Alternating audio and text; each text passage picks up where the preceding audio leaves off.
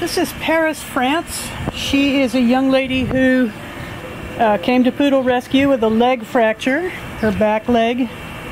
So she was under treatment for a while, and she was heartworm positive, so she was under treatment again for a while. But she is now all better, and she's going to be looking for her forever home. She's got a beautiful tan coat, sort of cream color.